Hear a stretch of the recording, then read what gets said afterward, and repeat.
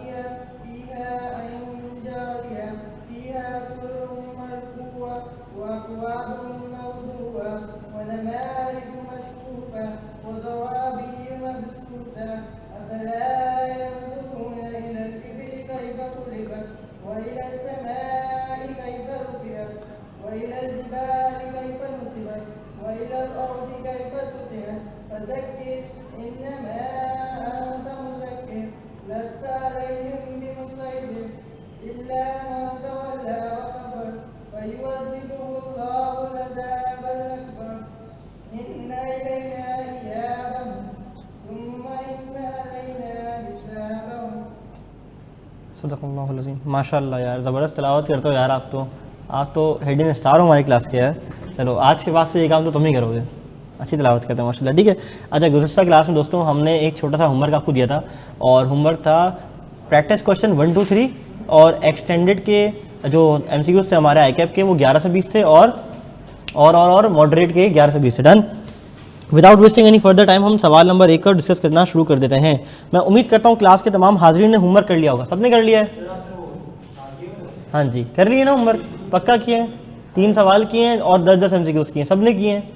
किसने नहीं किया सच बता दो, वरना मैं रजिस्टर देखूंगा फिर मसला हो जाएगा। किसने होमवर्क नहीं किया?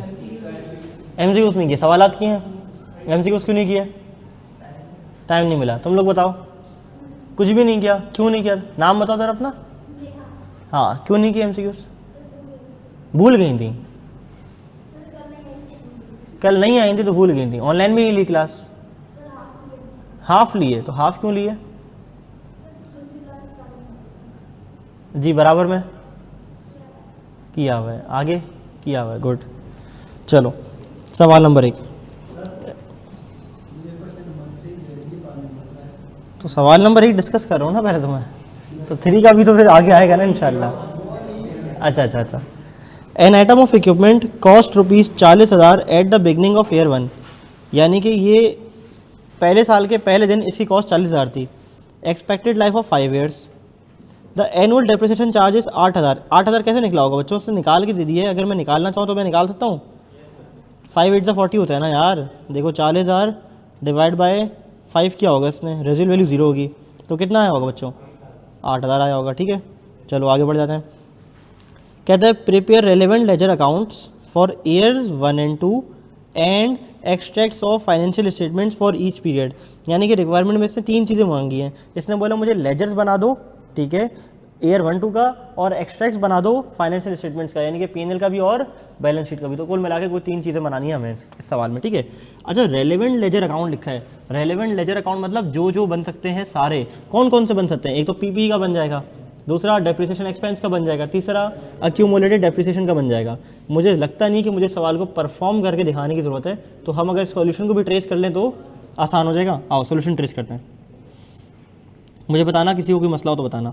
देखो इसने बोला मैंने 40,000 का एसेट ख़रीदा, डन, और इसमें कोई एडिशन हुई, कोई डिलीशन हुई, कुछ भी नहीं हुआ, हमने पढ़ा ही नहीं, ऐसा कुछ है ही नहीं कोर्स में।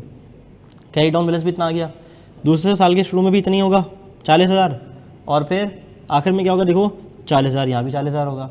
अच्छा आपके जहन में से एक सवाल आना चाहिए था कि सर वो डेप्रिसिएशन जो चार्ज हो रही है वो यहाँ नहीं दिखाएंगे, नहीं वो हम यहाँ नहीं दिखाएंगे, इक्विपमेंट को हम पूरा पूरा कॉस्ट पे दिखा रहे हैं, ठीक है, और अक्यूमुलेटेड डेप्रिसिएशन लेस करके अलग से दिखाएंगे, ठीक है। हम इक्विपमेंट का नेट अकाउंट नहीं बना रहे। आगे जाके जब आप एडवांस कॉन्सेप्ट पढ़ेंगे ना FAR 1 में, R1 में, जिसको आप प्यार से फाइनेंशियल अकाउंटिंग एंड रिपोर्टिंग कहते हैं, तो उसके अंदर आप ऐसे भी सीख लेंगे कि यार एक ही अकाउंट बना दिया, अक्यूमुलेटेड डेप्रिसिएशन का अकाउंट बनाया ही नहीं, और उसके अंदर नेट करके दिखा दी डेप्रिसिएशन एक्सपेंस, तो नेट बुक वैल्यू तुम्हारी डायरेक्ट निकल आती है। यानी कि अगर मैं इसको इक्विपमेंट NB भी कर दूं और डेप्रिसिएशन यहाँ लेना शुरू कर दूं तो मेरा काम इक्वली गुड हो जाएगा, लेकिन हम अभी अलग अलग बना रहे हैं। डन। चलो, अक्यूमुलेटेड डेप्रिसिएशन का अकाउंट देखो, depreciation expense debit, accumulated depreciation credit, तो इसलिए क्रेडिट साइड पर 8,000 आ रही है, कैरी डाउन 8,000। सर ये तो एक्सपेंस है तो कैरी डाउन क्यों आ रहा है? अरे एक्सपेंस का अकाउंट नहीं है, टी अकाउंट तो अक्यूमुलेटेड डेप्रिसिएशन का है, कॉन्ट्रा एसेट का अकाउंट है, इसलिए कैरी डाउन आ रहा है, ठीक है।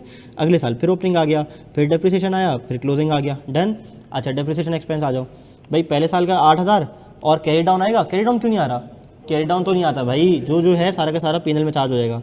फिर अगले साल दोबारा 8,000, जितना सारा है P&L में चार्ज हो जाएगा। हाँ जी,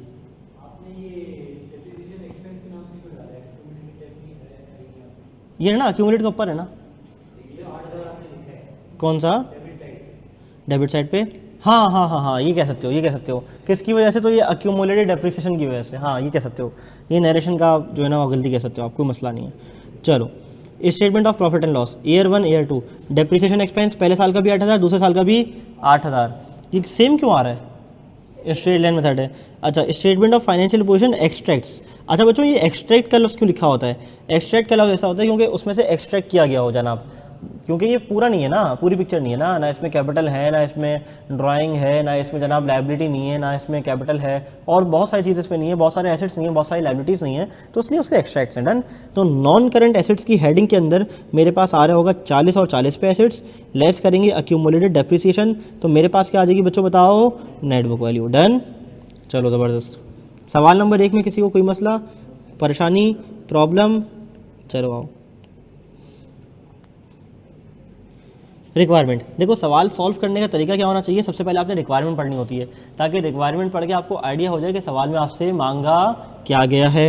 राइट अप बना दो 2012 और 13 के मशीनरी अकाउंट, अक्यूमुलेटेड डेप्रिसिएशन का अकाउंट और डेप्रिसिएशन एक्सपेंस का अकाउंट। अच्छा ओके, अगर इसने 2 सालों की चीज़ें मुझसे मांगी है ना, तो जो बैलेंस शीट आइटम है ना उसके तो मैं एक ही अकाउंट बना लूँगा और 12-13 ओपनिंग क्लोजिंग करता रहूँगा, ताकि बार बार नहीं बनाना पड़े, जान छूटे मेरी। और जो अक्यूमुलेटिव वाला है उसका भी ऐसे कर दूंगा। हाँ, जो फॉर द ईयर वाला है उसमें मैं ये काम नहीं करता ओपनिंग क्लोजिंग, ठीक है, तो मुझे अलग अलग बनाने पड़ जाएंगे। डन, हर साल के। चलो, कहता है मार्टूरिन जो भी है, bought a machine for ₹10,000 on यकुम जनवरी 2012, he estimates a useful life of 8 साल and a residual value of 800, depreciation is to be calculated on straight line basis. Basically इसमें कोई मसले वाली चीज़ नहीं पूछी है, सिर्फ इसने एक्सट्रैक्ट बनवा लिए हैं, लेजर्स बनवा लिए हैं, बस यही वाली मेहनत करवाई है। अच्छा, मुझे ज़रा बताओ कि पहले साल की डेप्रिसिएशन कितनी निकलेगी? हाँ जी, 1150। कैसे? 10,000 माइनस 800 कितना हो जाएगा? 9,200। 9,200 डिवाइड बाय 8 कितना बनेगा? 1150। ठीक है, तो एक काम करते हैं, डेप्रिसिएशन एक्सपेंस का अकाउंट लिख कर आते हैं पहले, वो देख के आ जाए पहले। तो 1150 और 1150 ही आना चाहिए। आओ, ये देखो, मैं आ जाऊँ डेप्रिसिएशन एक्सपेंस के अकाउंट पे पहले। ये रहा 2012 का अकाउंट, 1150 अक्यूमुलेटेड डेप्रिसिएशन के नाम पे सारा का सारा P&L में चार्ज हो गया। फिर दोबारा से 1150 अक्यूमुलेटेड डेप्रिसिएशन के नाम पे सारा का सारा P&L में चार्ज हो गया। एक अकाउंट क्लियर हो गया। अच्छा, अब अक्यूमुलेटेड का भी देख लूँ, कोई मसला ही नहीं है। 1150 फिर कैट डाउन 1150 फिर ब्रॉड डाउन 1150 फिर डबल हो जाएगा। समझ रहे हो ना मेरी बात को? कुछ भी नहीं है। आ जाओ, बैलेंस 2012 के ओपनिंग में तो कुछ भी नहीं होगा ना, कुछ भी नहीं होगा ना, जीरो होगा ना। फिर 1150 का चार्ज हुआ, बैलेंस CD 1150, फिर बैलेंस BD 1150 2013 का, यानी कि अगले साल का। फिर क्या हुआ होगा बताओ? डेप्रिसिएशन दोबारा से 1150 और कैरी डाउन में क्या आ गया? 2300। डन। अच्छा, कॉस्ट तो कॉस्ट ही रहेगी, कॉस्ट तो कॉस्ट ही रहेगी। मैंने खरीदा 10,000 रुपये का, कैरी डाउन 10,000, फिर ब्रॉड डाउन 10,000, फिर carry down 10,000। Done, easy PC. किसी को कोई मसला, किसी को कोई परेशानी, किसी को कोई प्रॉब्लम? हो गया था मैनेज। अच्छा, इससे एक्सट्रैक्ट्स नहीं मांगे इसमें? अच्छा, आगे मांगे। शो हाउ बोलो, अल्लाह माफ़ करे, हाउ द मशीन। यार एक तो ये जो हमारी स्क्रीन कास्टिंग है ना,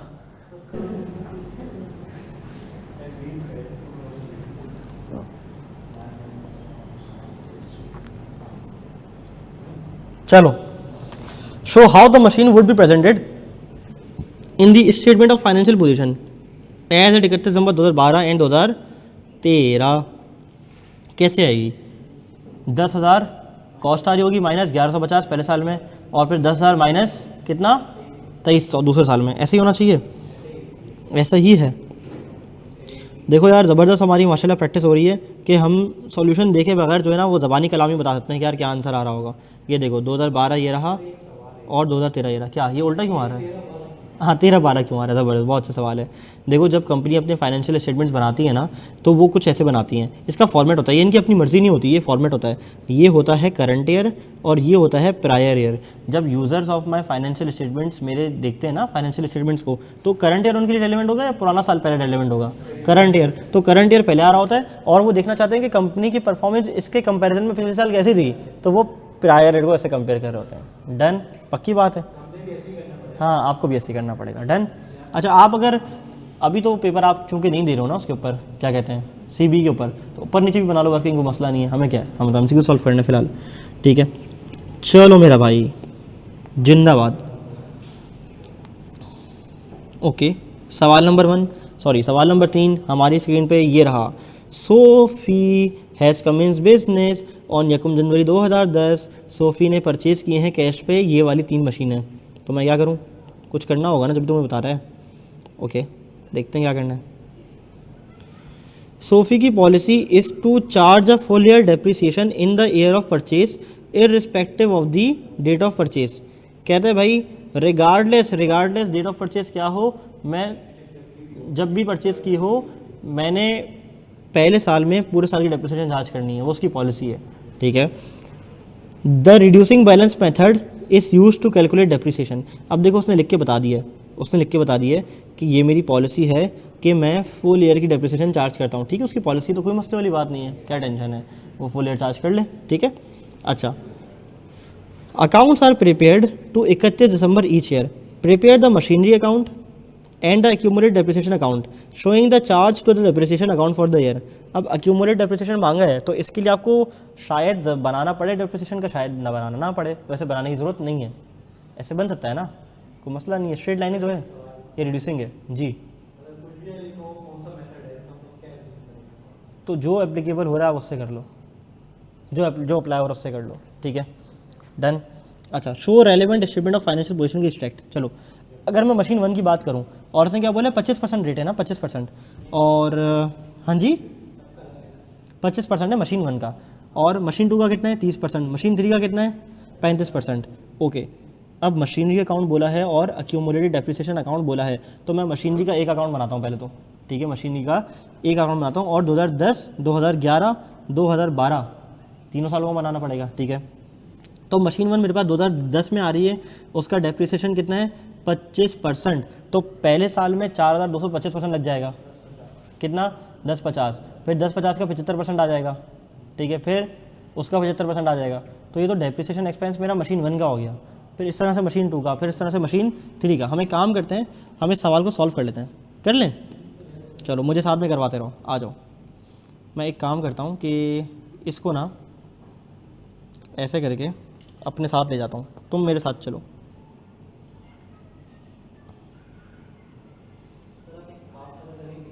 क्या चीज़? यार मार्क्स में लिख नहीं सकता, पता है क्यों? क्योंकि ये ना आई कैप के स्टडी टेस्ट के सवाल आते हैं। हाँ कुछ पास हुए के सवाल में डाल सकता हूँ, लेकिन मार्क्स लिख के फ़ायदा नहीं है ना, क्योंकि तुम्हारा पेपर सॉल्व करने वाला है नहीं ना, तुम्हें तो एमसीक्यूज़ करने हैं, तो तुम्हारे मार्क्स से कंसर्न होना ही चाहिए। तुम्हें तो सिर्फ प्रैक्टिस इस गर्ज से करनी कि तुम्हारे कॉन्सेप्ट चंगे मंगे हो जाएं। बात समझ आ रही है? चलो आ जाओ। चलो जी ओके, मैं एक काम करता हूँ, सबसे पहले मैं एक अकाउंट बना लेता हूँ मशीनरी का। ठीक है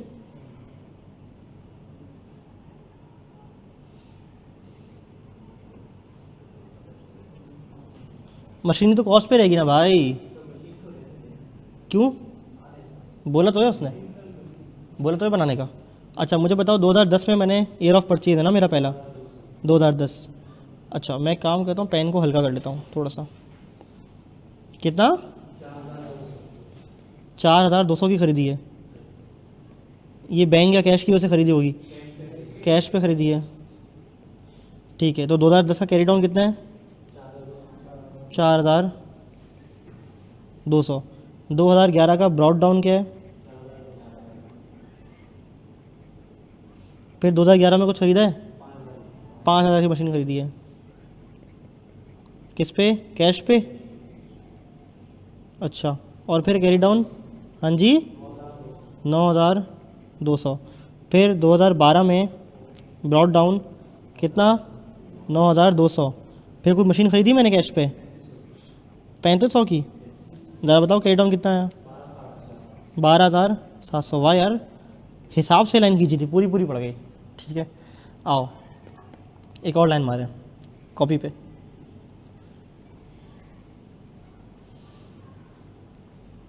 ये किसका है?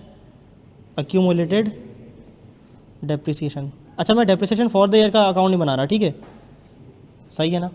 अच्छा, अब मुझे एंट्री तुम लोग बताओगे, depreciation expense debit, accumulated depreciation credit. अच्छा, मैं अगर बोलूँ मशीन 1 ना, 2011 में तो मशीन 1 थी ना, 2011 में 2010 है, ये हो गई मेरी मशीन 1। मैं ऐसा कर दूँ, मशीन 1 कितनी? 1050। कैसे आया? 4200 मल्टीप्लाई बाय 25%। ठीक है, अच्छा फिर मुझे बताओ कैरी डाउन आएगा 2010 का कितना? अच्छा, फिर ब्रॉड डाउन आ जाएगा 1050। अच्छा, अब मुझे बताओ क्या मैं पहले 2010 के अंदर, एक सेकेंड, ये मैं 2011 है ना, 2011 का ब्रॉड डाउन है, तो क्या मैं पहले डेप्रिसिएशन एक्सपेंस मशीन 1 का बुक कर लूँ जल्दी से? कितना? 1050 का 75%, ऐसा हो जाएगा? कितना? 787। अच्छा, मुझे बताओ डेप्रिसिएशन एक्सपेंस मशीन 2 का भी आएगा अब? कितना? 1500। कैसे? 5 3 15, 5000 का 30%, 1500। अच्छा, फिर कैरी डाउन कर दूँ फ़ौरन? 3337। अब मुझे बताओ ब्रॉड डाउन 2012 का कितना? 3337। अच्छा, मुझे बताओ डेप्रिसिएशन एक्सपेंस मशीन 3 का कितना?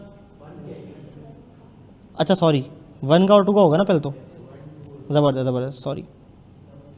मशीन 1, मशीन 2, मशीन 3, मशीन 1 का कितना होगा? 1050, सॉरी 787 ना, 787 का 75% कितना? 591। फिर मशीन 2 का कितना? 1500 का 30% कितना? सॉरी 70% कितना? 1050। फिर तीसरी मशीन तो अभी अभी आई है ना, ज़रा बताओगे इसको देख के? 3500 का 35%, 3500 का 35%, क्या? 1225। चलो बताओ, 6203। ज़बरदस्त। ओके, अगर मैं अब क्या करूँगा, relevant statements of financial position है ना। अच्छा, अब मैं क्या करूँगा, यहाँ पे देखो मैं एक हेडिंग डाल रहा हूँ आपके सामने, सोफ़ी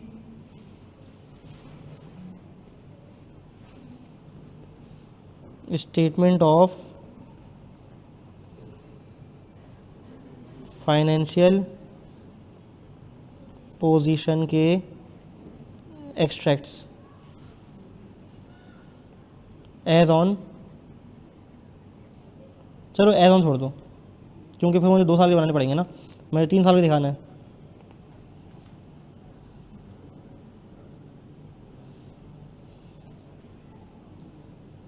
अरे अरे अरे अरे अरे अरे अरे अरे,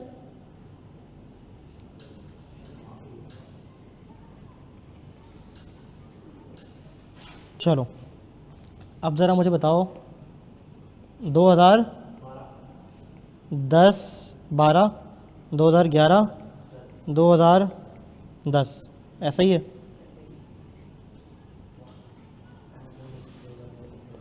चलो मुझे बताओ सबसे पहले क्या आ रहा होगा, मशीनरी आ रही होगी कितने पे, 12,700, ज़बरदस्त 12,700। ये 12,700 कहाँ से आया भाई, ये 12,700 यहाँ से आया, ठीक है। अच्छा फिर 9,200, 4,200, लेस क्या कर दूंगा, एक्यूमुलेटेड डेप्रिसिएशन, ठीक है। ज़रा मुझे बताओ 2012 में कितनी आ रही है, 6203, फिर 3337, फिर 1050, ज़रा टोटल करो, 3150, 6,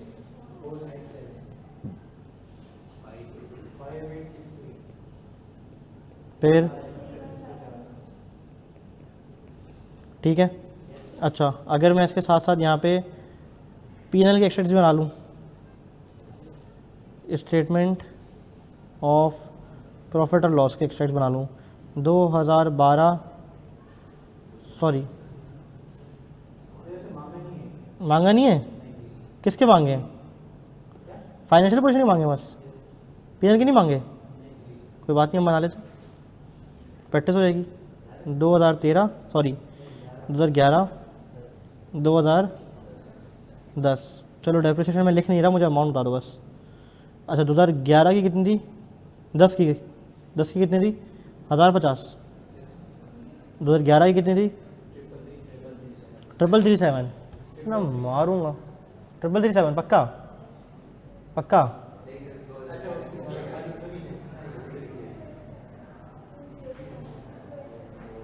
साल भर की आएगी ना, 1050, सॉरी 1050 तो आएगी नहीं, 787 और 1500, कितना, 2287 depreciation expense for the year होती है मेरे बच्चों, फॉर द ईयर। देखो अभी टेस्ट नहीं किया है क्या आपने, लेकिन मैंने पूछ लिया, कर दिया ना फंड, ठीक है। 2012 बताओ, हाँ जी 28, डन। क्या मेरी बात समझ आती है, इस सवाल में किसी को कोई मसला, कोई परेशानी, कोई प्रॉब्लम तो मुझे बताओ, डन, इजी बिजी हो गया, आओ। अच्छा मुझे पता भी नहीं है किताब में कैसे सॉल्व हुआ है आंसर, चल के देखते हैं। हाँ जी किताब में गलती है, बात तो सही है, अरे खैर है वो, शहज़ादा है वो, चलो यही आ रहा है। अच्छा वर्किंग भी करी हो डेप्रिसिएशन की, वाह यार हम तो लेजर में ही पड़का दिया सब, डन हो गया। तो सवाल नंबर कब से कब तक कर लिए हमने, बोलो बच्चों, 1 2 3 कर लिए। अब हमारा अगला टारगेट क्या था, आई कैप के एमसीक्यूज़ में जाएंगे और वहाँ 11 से 20 फुड़काएंगे, ऐसा ही है, फुड़काना है, करना जो भी करना है, चलो 11 से लेकर 20 तक करना है, शाबाश। जिसने नहीं किया वो शुरू कर दे, जिसने नहीं किया भी कर ले।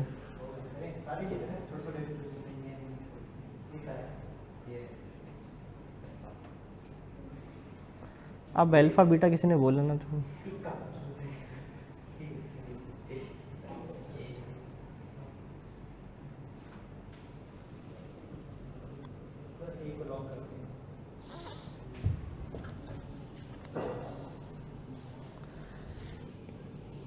कंस्ट्रक्शन ऑफ विनाइक्स limited new store began on यकम अप्रैल 2019। The following cost were incurred on the construction, freehold land 4,500, architect का खर्चा, site preparation, material, direct labour, legal fees, general overhead. क्या नहीं आएगा, बाकी सब आएगा, चलो बताओ कितना आया।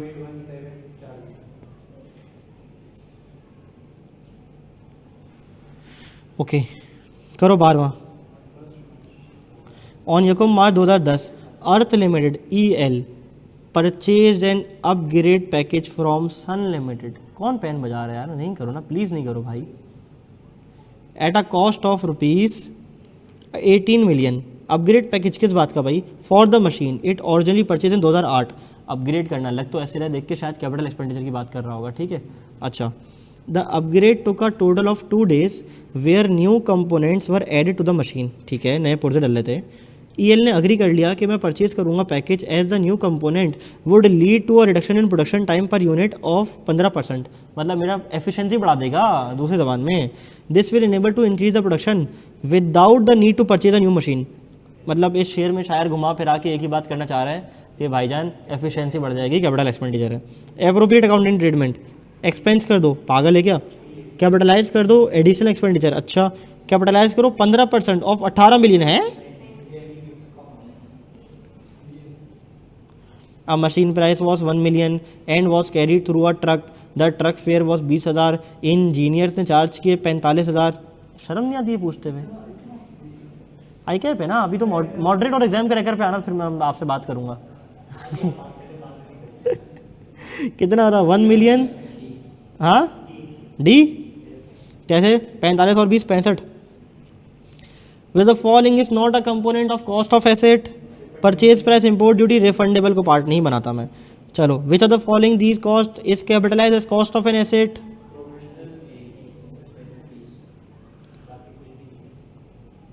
Is capitalise as cost of asset. हाँ, सर्वेयर को बुलाता हूँ, इंजीनियर को बुलाता हूँ, डन।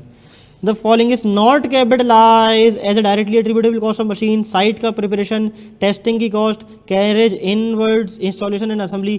कैरेज इनवर्ड देख के लगेगा कि यार होना चाहिए। फिर किस चीज़ का कैरेज इनवर्ड है? For fuel.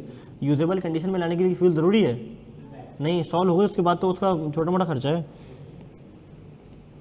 एक एंटिटी ने सिविल वर्क बिल लिया है अपने कॉन्ट्रैक्टर से 5,80,000 का for construction of a new guard room and repair of sewerage system. उसको लगता है कि 15% टोटल बिल रिलेट करता है रिपेयर से। क्या अमाउंट कैपिटलाइज करनी चाहिए? तो उसका 85% कैपिटलाइज कर दो, क्या बनता है? सी। अच्छा, on 22 February N equipment was purchase for 8 lakh rupees. वो डिलीवर करवाया गया था इमीडिएटली, फ़ौरन दस्ती, और 5 लाख रुपए पे कर दिए गए हैं। रिमेनिंग पे बाद में होंगे। तो जब बाद में पे होंगे, लेकिन मैंने आज इक्विपमेंट परचेज कर लिया है। अगर इक्विपमेंट मेरे पास ना आया होता तो मैंने एडवांस बुक किया होता, एडवांस डेबिट और कैश क्रेडिट। लेकिन मैं वो कह रहा है सवाल के अंदर कि मेरे पास इक्विपमेंट आ गया है, तो मेरी किताबों में इक्विपमेंट आ गया होगा। तो मैं ऐसी एंट्री ढूंढूंगा जिसके अंदर इक्विपमेंट डेबिट हुआ होगा, कैश क्रेडिट किया होगा, कुछ ऐसा तो हुआ होगा। और कुछ पेबल भी आ रहा होगा। कौन सा है? 8 लाख से वो आ गया और बैंक चला गया। और बस जो तुम्हारे जहन में एंट्री आ रही ना, ऐसी चीज़ों के लिए क्या करा करो, पहले एंट्री बना लो। एंट्री बना ली, एंट्री बना के देखो वो एंट्री कहाँ आ रही है, ख़त्म बात। बाकी चीज़ों में पढ़ना ही नहीं है, टाइम वेस्ट। हाँ, जहाँ डाउट हो ना कि यार आ नहीं रहा समझ, तो फिर ऑप्शन देख लो, ठीक है। वरना तो तुम्हारे लिए ट्रू एंड फॉल्स जैसा होना चाहिए, ट्रू एंड फॉल्स भी नहीं, फिल इन द ब्लैंक जैसा होना चाहिए, ठीक है। चलो, ऑन 22 फरवरी एक इक्विपमेंट मैंने ऑर्डर किया 8 लाख रुपए का, 20% मैंने एडवांस पे कर दिया। वो मुझे 4 मार्च को डिलीवर हुआ। जब मैंने 50% ऑफ द अमाउंट पे कर दिया और मैंने कहा यार बाकी 25 अप्रैल को मुझसे ले लेना। What general entry should be recorded on 4 मार्च। 4 मार्च को क्या हुआ है भाई? 4 मार्च को डिलीवर हो गया है, तो इक्विपमेंट मेरी किताबों में आएगा इक्विपमेंट डेबिट, ठीक है, इक्विपमेंट डेबिट हो जाएगा। सब में डेबिट हो रहा है। चलो फिर, अच्छा, and entity paid 50% of the amount, यानी कि 4 लाख से बैंक क्रेडिट हो रहा होगा। देखो कहाँ हो रहा है, बैंक क्रेडिट हो रहा है 50% ऑफ द अमाउंट ड्यू। अच्छा मेरी बात सुनो, ये बताओ 20% मैंने एडवांस पे कर दिया था, कितना? 160 पे कर दिया। हाँ ज़बरदस्त। कितना मैंने पे कर दिया बताओ? 160 ना, 160 माइनस करो, कितना बचता है बैलेंस? हाँ जी, बैलेंस कितना बनता है? 640 बनता है, 640 बनता है। अब मैं ऐसा ऑप्शन ढूंढूंगा जिसमें इक्विपमेंट पूरे से आ रहा होगा और मैंने इस बैलेंस का 50% पे किया होगा। ज़रा 50% निकालो, कितना बनता है? 320। देखो कौन सा ऑप्शन आ रहा है। इक्विपमेंट डेबिट 320 से बैंक क्रेडिट और 320 से पेबल क्रेडिट। चलो ये तो सही है। और बाकी क्या था? एडवांस था। बात समझ आ रही है? इजी पीजी, डन है। तो पहले खुद परफॉर्म करना है, फिर आंसर में ढूंढना है। शाबाश। ऑन 22 फरवरी एक इक्विपमेंट मैंने ऑर्डर किया था 8 लाख रुपए का, 20% मैंने एडवांस पे किया था। वो डिलीवर हुआ मुझे 4 मार्च को, 50% मैंने बिल पे किया और मैंने बोला बाकी मैं 25 अप्रैल को पे करूँगा। क्या एंट्री बनाऊँ मैं 4 मार्च को? ये तो सेम लग रहा है। फिर क्या बोल रहे हैं?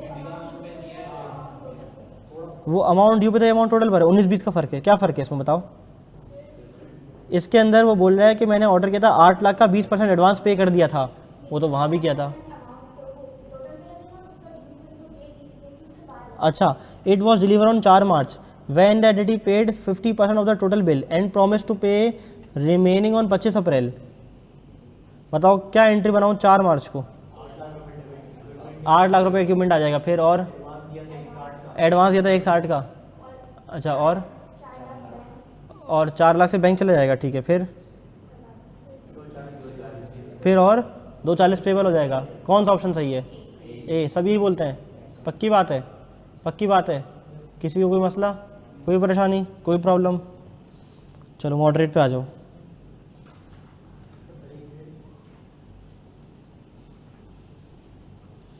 मॉडरेट पे आ जाओ। ये हमने तकरीबन कोई 10 के करीब कर लिए थे, ठीक है। चलो 11 से शुरू हो जाओ। करवा रहे हो फिर मुझे सॉल्व? पक्का? चलो मेरे बच्चों,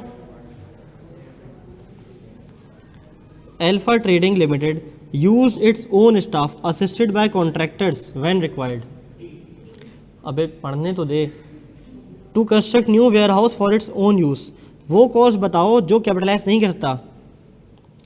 सफाई सुथराई की साइट की सफाई सुथराई कर सकता हूँ। सर्वेयर की फीस, ठीक है। अपने स्टाफ की वेजेस जो मैंने करी है टाइम कंस्ट्रक्शन के ऊपर, ठीक है।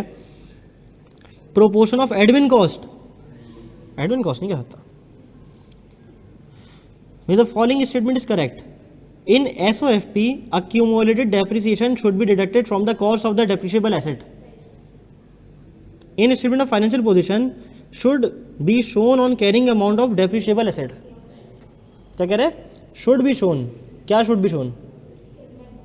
हाँ जी, should be shown on carrying amount of the depreciable asset. Carrying amount show करते हैं। फिर हाँ, तो वो नेटबुक वैल्यू तो होती है, कैरिंग अमाउंट तो होती है। अच्छा, बाद में आती है। अच्छा बताओ भाई। हाँ जी, ओनली ए। तो डी किसने बोला था? अच्छा, ऊपर वाला बोलता। सब यही बोलते हैं, सब लोग ये बोलते हैं। पक्का? कोई बी वाला है, कोई सी वाला है, कोई डी वाला है? तो सोच लो। नहीं है? चलो यार लड़कों, मेरी जान प्लीज़ यार, बातें नहीं करोगे ना अगर, तो मुझे खुशी होगी कि आप लोग बातें नहीं कर रहे, ठीक है। चलो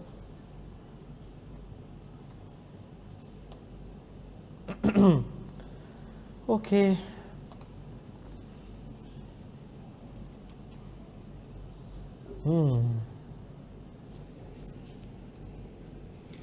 Which two of the following items should be capitalized within the initial carrying amount of an atom of plant? Cost of transporting the plant, ठीक है। Installing new power supply required to operate the plant, ठीक है। Deduction to reflect the estimate residual value. Cost of 3 and maintenance agreement. तो A और on 22 February an equipment was purchased for rupees 8 lakh, it was delivered immediately. The entity paid 5 lakh फॉरन और remaining 4 मार्च को पे करने हैं। बताओ 22 फरवरी को क्या अकाउंटिंग एंट्री रिकॉर्ड करूं? 22 फरवरी को मैंने परचेज कर लिया है और डिलीवर भी हो गया है, तो इक्विपमेंट डेबिट होना चाहिए था 8 लाख से, ठीक है। और 5 लाख से क्रेडिट होना चाहिए था क्या? कैश या बैंक? कहाँ है भाई? और सी में क्रेडिट क्या होना चाहिए था? बाकी पेबल। चलो सी पक्का। चलो अगला करो 15वां 11.6 small limit purchase a machine for rupees 8 million. It has an estimated residual value of 1.5 million and useful life of 7 years. Calculate different percentage under its schedule method. कैसे निकलेगी? Cost multiply by minus residual value divide by cost multiplied by useful life कितनी? 7। कितना आ रहा है? 11 point. हाँ ठीक है, जाहिर सी बात है वो, ठीक है। Select the correct statement. सबसे पहली चीज़, इन रिड्यूसिंग बैलेंस मेथड हर साल का डेप्रिसिएशन अप्लाई करता हूँ मैं फिक्स परसेंटेज पे on the book value of the asset, ठीक है। In units of production method estimated total production of the asset is the criteria for providing depreciation, ठीक है। तो दोनों बातें सही हैं। प्लांट बाउट ऑन यकुम जनवरी 2021 for rupees 2,55,000 with expected useful life of 6 and 7 years respectively, ठीक है। 2,25,000 में मैंने ख़रीदा है एक plant, with expected useful life of 6 years and 7 years respectively, while the residual value of rupees 20,000. The entity year ends on 31 December. Under a straight line method, calculate the amount of book value written annually at the end of 2024.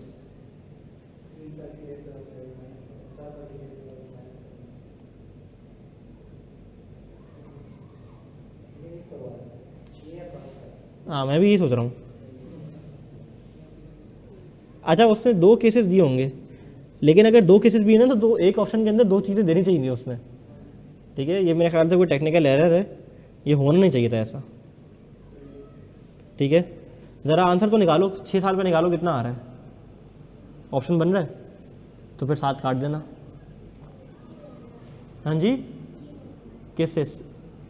6 से सी बन रहा है पक्का. और ज़रा 7 साल से करना तो क्या बनेगा. वो होता है दोनों ऑप्शन करेक्ट हो, ऐसा कुछ हो. ये भी तो होता है.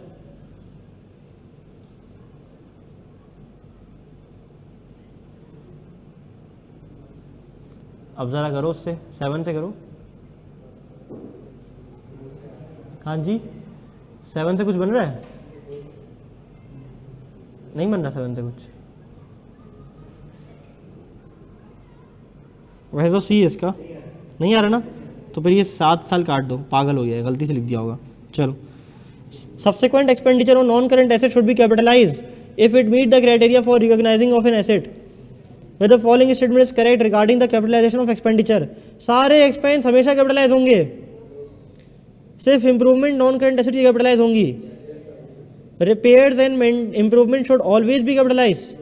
Repairs non current asset should be capitalise but improvement should be expense. नहीं भाई नहीं, भी सही है.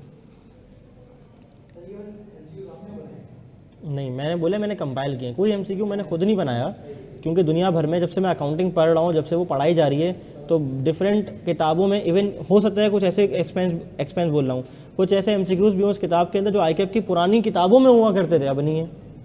इसी तरह से जो मेरी किताब के अंदर एक्सटेंडेड प्रैक्टिस क्वेश्चंस हैं, मैंने खुद नहीं बनाए. कहाँ से लिए कुछ. अच्छा, मैंने ना सोचा मैं थोड़ी सी होशियारी करता हूँ. आईकैप ने होशियार के साथ होशियारी की हुई है. अच्छा, मैंने ना पुरानी आईकैप की किताब डाउनलोड करी, जब वो 100 नंबर का पेपर हुआ था ना लिखने वाला, मैंने उसके 5 पेपर्स निकाले. मैंने बोला चलो ये वाले 5 पेपर्स ना किताब में डालता हूँ, ताकि 5 पेपर की ही प्रैक्टिस हो जाए हमारी. अच्छे जो सवाल आईकैप ने पूछे पहले, तो मैंने देखा कई सवाल ऐसे थे जो आईकैप ने एग्जाम्पल्स दी हुई ना किताब के अंदर, वो अपने पुराने 5 पेपर की दी हुई हैं. एग्जाम्पल आईकैप ने खुद नहीं बनाई, पुराने 5 पेपर उठा के डाल दिए. फिर मैंने थोड़ी सी और होशियारी करी. मैंने ठीक है, जो 5 पेपर आईकैप में नहीं डाले वो मैं एक्सटेंडेड प्रैक्टिस में डाल देता हूँ. इसीलिए तुम्हारा इन्वेंट्री का जो हैंड आउट है वो 83 पेजेस का बना है. उसको बनाते बनाते यकीन करो मेरी हालत ख़राब हो गई. इन्वेंट्री शेयर तो होती है 83 पेजेस का. हाँ, 83 पेजेस का इन्वेंट्री बना है. मैं पागल हो गया उसको बनाते बनाते. मैंने बोला भाई इतनी चीज़ें और उसको फिर सिंप्लीफाई करना, उसको प्रेजेंट करना, उसको टेबल फॉर्म में बनाना, उसके नीचे अपनी बनाई हुई एग्जाम्पल डालना, दिमाग घूम गया. यकीन करो 3 दिन लगे इन्वेंट्री में. अच्छा, बैड डेट्स की मैंने रिकॉर्डिंग करवाना शुरू कर दी है. ठीक है, कहोगे तो लाइव भी पढ़ा दूंगा टाइम हुआ तो. बैड डेट्स अगर टाइम नहीं हो तो फिर रिकॉर्डिंग दे दूंगा, वो मैं खुद करा रहा हूँ. कल मैंने बैठ के 1 घंटा 10 मिनट रिकॉर्डिंग की है, गला सूख गया था लेकिन रिकॉर्डिंग करी है. आज भी करूँगा, ताकि अल्लाह ने करे अगर मेरा सऊदी जाने का हो गया तो तुम लोगों के पास मेरे रिकॉर्डिंग लेक्चर्स हों, मेरे अपने बनाए हुए इस टाइम के. असल में मेरी जॉब हुई है KPMG आर्च है सऊदी अरेबिया का बैक ऑफिस पाकिस्तान में है, स्काई टावर पे, लेकिन काम मेरा रिमोटली है. From anywhere in Pakistan I can work remotely for them. 11 से 8 टाइमिंग होती हैं, तो सुबह का स्लॉट तो खाली है, तुम लोग पढ़ सकते हो मुझसे सुबह के स्लॉट में आराम से, कोई बिला फिक्र बिला झिझक. लेकिन उनका पीक सीजन होता है जनवरी से लेकर अप्रैल तक, तो उसमें होता जाना पड़ जाए. तो अगर मुझे जाना पड़ गया तुम लोग क्या होगा, कल ही तुम लोगों का. तो मैंने इसीलिए अपने ही लेक्चर्स फ्रेश बैठ के जो है ना वो रिकॉर्ड किए हैं. ठीक है, ताकि तुम लोगों को मैं प्रोवाइड कर सकूं. वैसे तो मैं नहीं जा रहा, टेंशन नहीं है, होपफुली नहीं जाऊंगा, क्योंकि 29 को ज्वाइनिंग होगी, फिर वीज़ा प्रोसेस होगा, लगेगा, तो इस सीज़न में तो शायद ना जाऊँ. खैर देखते हैं. तो इसलिए वैसे भी मैंने प्रीमियम लेक्चर रिकॉर्ड करने थे, क्योंकि जो क्लास के अंदर मैंने कराया ना 8 घंटे लगे ना, प्रीमियम में ये चीज़ 4 घंटे में हो जाएगी. प्रीमियम मतलब फोकस लेक्चर्स ना, वो 4 घंटे में 3.5 घंटे में तुम लोगों को कवर हो सकता है. तो वो मैंने वैसे ही कराने थे रिकॉर्ड. चलो, recording the purchase of computer stationery, टुच्चे मुच्चे आइटम लग रहे हैं. By debiting the computer equipment account at cost would result इन.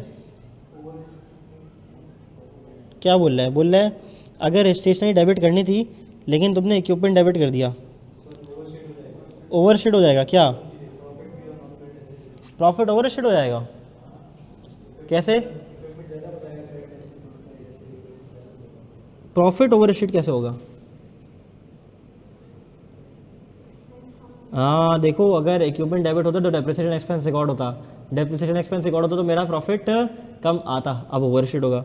ठीक है, तो ओवर अशीटमेंट ऑफ प्रॉफिट तो ठीक है, यानी कि ए और सी में से कोई एक हो सकता है। अगला पढ़ते हैं, overstatement of non current asset, और वो क्या बोले? Understatement. तो ओवर अशीटमेंट होगा, क्यों भाई? क्योंकि उसके अंदर एक्यूमुलेट डेप्रिसिएशन भी तो लेस होती है। हाँ डन। चलो 20। Okay, A business accounted for the purchase of a new delivery truck as a motor expense in the accounting records. What is the effect of this error upon the profit for the year and also upon the carrying value of the assets included in the statement of financial position before the error is corrected? कहते हैं एक delivery truck है, उसको हमने motor expense के तौर पे दिखा दिया है, यानी कि एक्सपेंस आउट कर दिया है। अगर ट्रक दिखाता तो पीपी में भी आ रहा होता, फिर डेप्रिसिएशन भी चार्ज हो रही होती, तो थोड़ा सा प्रॉफिट भी कम आता, लेकिन इसे झटके मार के तो सारा प्रॉफिट उड़ा दिया होगा मेरा। ऐसा ही है। तो वो कह रहा भाई बताओ करेक्ट ऑप्शन क्या होगा?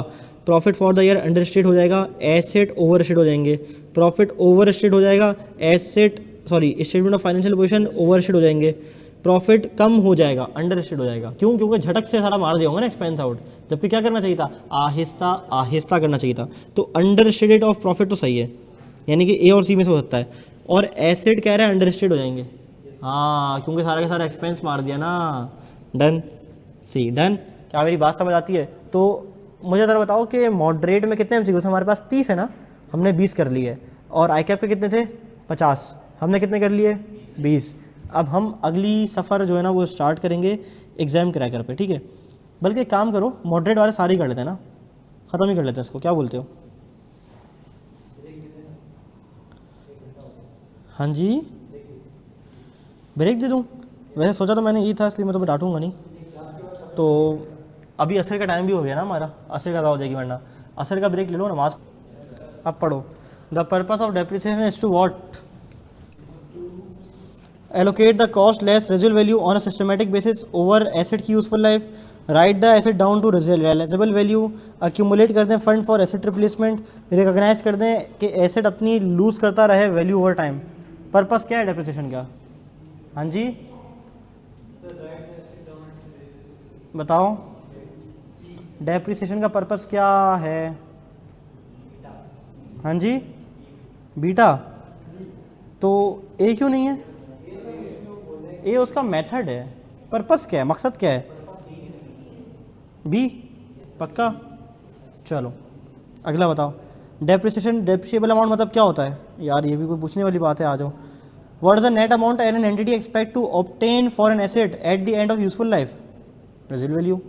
इतना इजी पीजी चीज़ें पूछ रहा है यार ये तो। ऐसा क्या चीज़? नहीं भगाया नहीं है।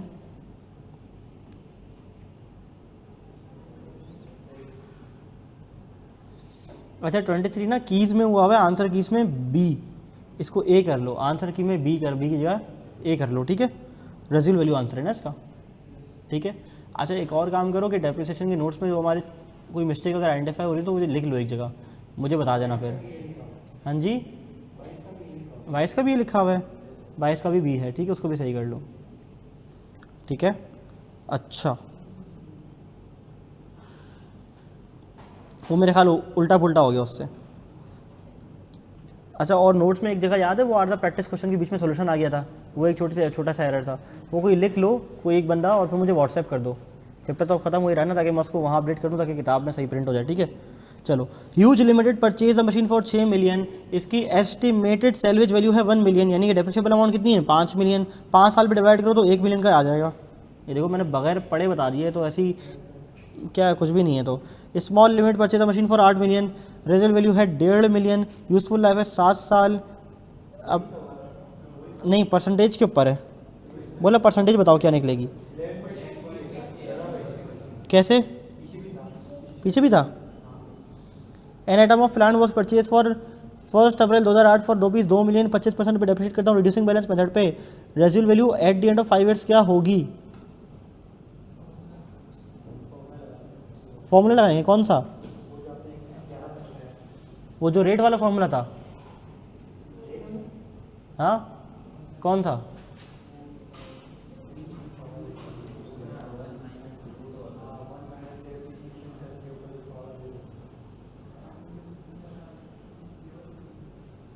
वो तो रेट निकालने का फॉर्मूला था। अब रेट तो मुझे पता है, तो उसमें से मिसिंग क्या है?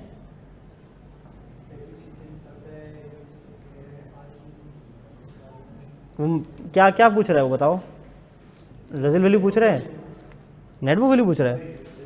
हाँ निकाल लोगे, कैसे निकालोगे? कैसे माइनस करोगे?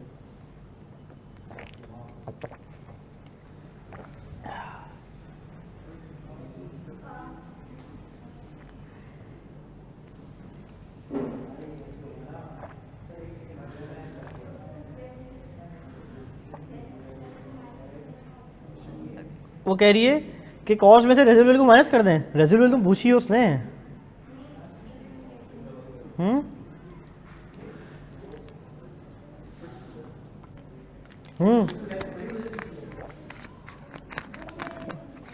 नहीं, उसने बोला what should be it's residual value eight the end of its useful life of 5 years।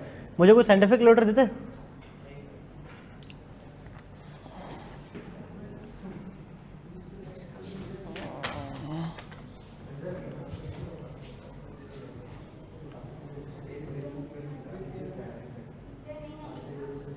क्या नहीं होगी?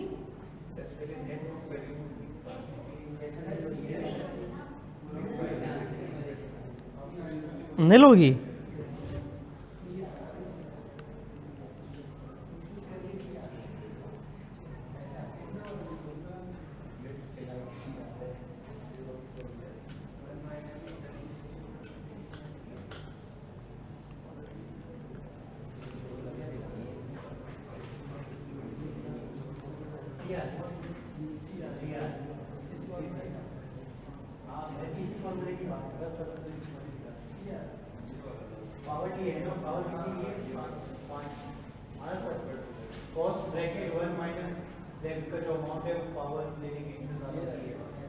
अच्छा फिर जो आंसर है उसको माइनस कर दीजिए, उसमें से कॉस्ट में से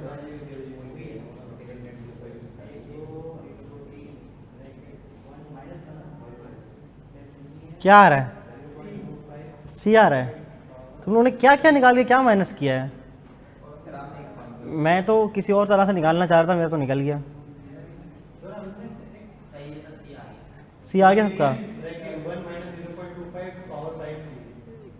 इतना मेहनत तुमने की है।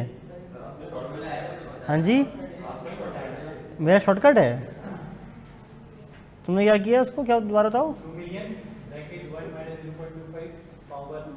पावर 5 कर दिया। अच्छा तो क्या आ गया? 474609। तो क्या आ गई है? नेटबुक वैल्यू आ गई है eight the end of 5 years। क्या आ रही है? 474। ठीक है चलो आ जाओ सवाल पढ़ते हैं। अब तुम मुझे अपना मेथड बताना, क्योंकि मैंने किसी और तरह सॉल्व किया, आंसर सेम आया है। ठीक है, तो दोनों तरीके हम क्लास में डिस्कस कर लेंगे। अच्छा दूसरा तरीका ही मैंने बताया है, चलो मैं बताता हूँ। देखो आज बच्चा सोचो, जल्दी जल्दी देखो। अब देखो बहुत सारे दिमाग लगे ना, मैंने एक तरह सॉल्व किया, उसने एक तरह सॉल्व किया, हमारा आंसर सेम आया, तो हमारी लर्निंग हो जाएगी, हम किसी तरह से आंसर निकाल सकते हैं। कह रहे हैं an item of plant was purchase on 1 April 2008 for ₹2 million, depreciate होता है 25% पे on reducing balance basis. What would be it's रेजुअल value after useful life of 5 years। अच्छा देखो उसने मुझे कहा था कि मैं यूजफुल लाइफ इसकी क्या है, बोलो बच्चों 5 years, और 5 year के एंड पे उसकी जो अमाउंट होगी वो क्या होगी? रेजुअल वैल्यू यही होगी ना, जो बचेगी वो क्या होगी? नेटबुक वैल्यू होगी। अच्छा अब वो बोले रेजुअल वैल्यू क्या होगी 5 साल के बाद, तो 5 साल के बाद जो बचा वो रेजुअल वैल्यू है। तो इसने क्या फॉर्मूला लगाया, क्या नाम है तुम्हारे लड़के? फहद। तो फहद ने फॉर्मूला लगाया जो मैंने शॉर्टकट बताया था, क्या? 2 million multiply by 1 minus rate की पावर 5। कितने आ रही है, कितनी आ रहा है बताओ? 474609। अच्छा मैंने किसी और तरीके से किया, मैंने आपको याद है एक तरीका, एक फॉर्मूला बताया था क्लास में रेट निकालने का, वो क्या था बताओ? 1 माइनस ये अंडर रूट, ठीक है, और यहाँ हम रखते थे n, ठीक है, और यहाँ हम रखते थे रेजिडुअल वैल्यू, यहाँ हम रखते थे कॉस्ट, ठीक है, तो हमारे पास क्या आता था? रेट आता था। ठीक है, अब सवाल के अंदर मुझे क्या डेटा गिवन है? अब सवाल के अंदर मुझे क्या डेटा गिवन है? मैंने बोला भाई 1 माइनस ये n मुझे पता है 5 है, रेजिडुअल वैल्यू मुझे नहीं पता, ये x है, डिवाइड कर दो किससे, कॉस्ट से। कॉस्ट कितनी है 2 मिलियन, ये मैंने लिख दी 2 मिलियन, ठीक है। अच्छा इज इक्वल टू क्या आंसर आता था, रेट आता था ना, तो 25%। इसको, इस इक्वेशन को कैलकुलेटर में रख के सॉल्व करो करो कितना आ रहा है। लंबी के बच्चे, मैं एक चीज़ सिखा रहा हूँ, तुम बोल रहे हो लंबी हो जाएगी, अजीब फजूल बातें कर रहे हो, वो तो ठीक है, लेकिन समझने के पर्पज़ से हम किसी भी तरह से आंसर सॉल्व कर सकते हैं। कितना आ रहा है बताओ, 474609। डन, पक्का।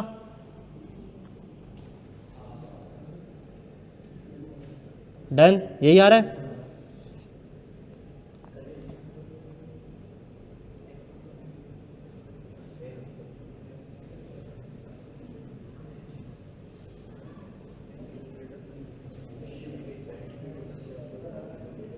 चलो आ जाओ अगला। Small limited purchases the equipment for rupees 6 lakh. It has an estimated salvage value of 1 lakh and a useful life of 5 years।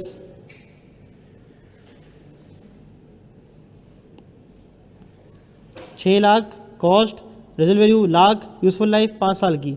Book value क्या होगी eight the end of his useful life, same तरीके से होगा ना, सेम है। क्या answer आ रहा है बताओ,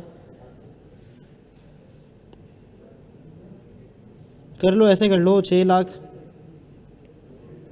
मल्टीप्लाई बाय 1 माइनस, अच्छा रेट नहीं गिवन, फिर क्या गिवन है, रेट तो गिवन ही नहीं है, फिर सेम कैसे हुआ बताओ, किस वाले फॉर्मूले से होगा, स्ट्रेट लाइन मेथड से होगा, फिर रिड्यूसिंग बैलेंस मेथड से बोला हुआ है। आप समझ आए ऊपर वाला क्यों कराया था।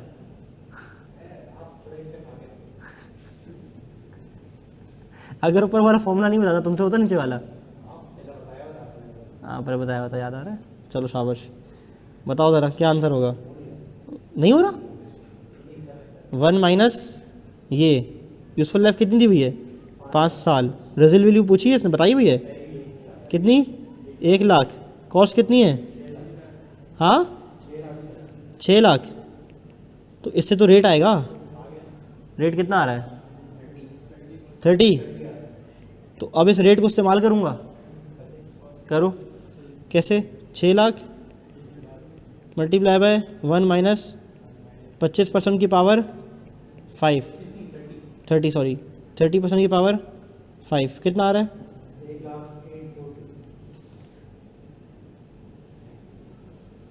क्या आ रहा है 1,0842,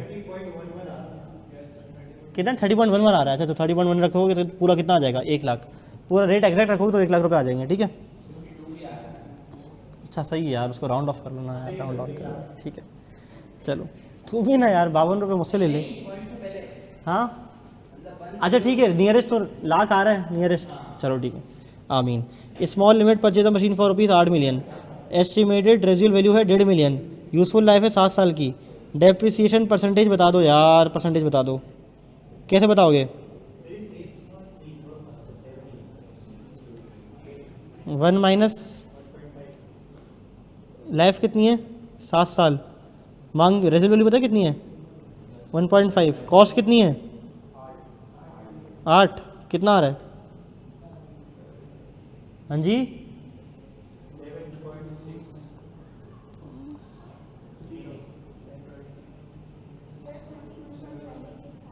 हाँ जी 21.26 आ रहा है, यानी कि ए सही है, ए सही है। अच्छा इसके भी माशाल्लाह जो की मैंने मुझे बना के मेरे भाई ने दी ना, उसमें डी लिखा हुआ है, उसको भी सही कर लो। नोट्स हैं किसी के पास यार, करेक्शन कर लो प्लीज़, मुझे बताया ना। चलो, under which of the following method of depreciation the expense may be zero in the period in which the asset is not use at all. ज़बरदस्त। 30वां आ जाओ, क्या दिया हुआ है, सही कर लो यार, सही कर लो, सॉरी क्या ही बोलूँ। An aeroplane engine was acquired for 75 million and has life of 48,000 घंटे फ्लाइंग आवर्स, प्लेन 1800 घंटे चला है, बताओ डेप्रिसिएशन किस हिसाब से चार्ज होगी, 1800 घंटे पे होगी, ऐसा ही है।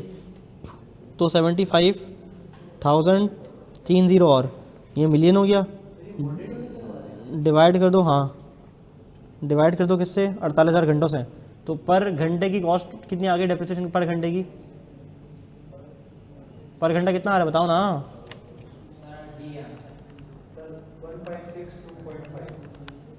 1562.5। अच्छा मल्टीप्लाई कितने घंटे चले? 1800। क्या आंसर आ रहा है? ये हाँ जी, क्या किया मतलब? आगे भी है मतलब? ये कौन से करा रहा हूँ मुझे पता नहीं है ऐसे। ये आई कैप वाले लग रहे हैं, ये आई कैप वाले हैं। अच्छा मैं भी पीछे आंसर की जो मेरे ख्याल से आई कैप वो मॉडरेट वाले लिख रहा था।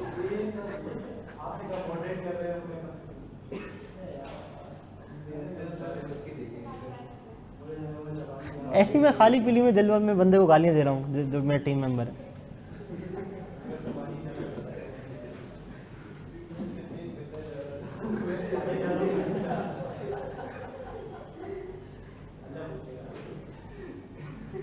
चलो ये हमने कर लिए 30 तक। कौन से?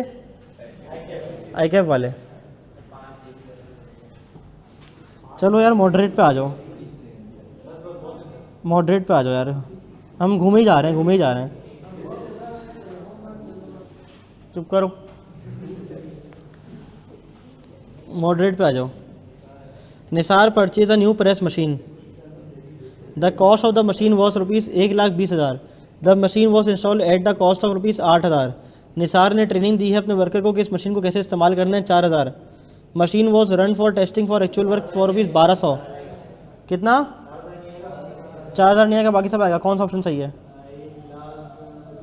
1,20,000 प्लस 8,000 प्लस 1,200, ये 1,28, 1,29, 200 कहाँ हैं?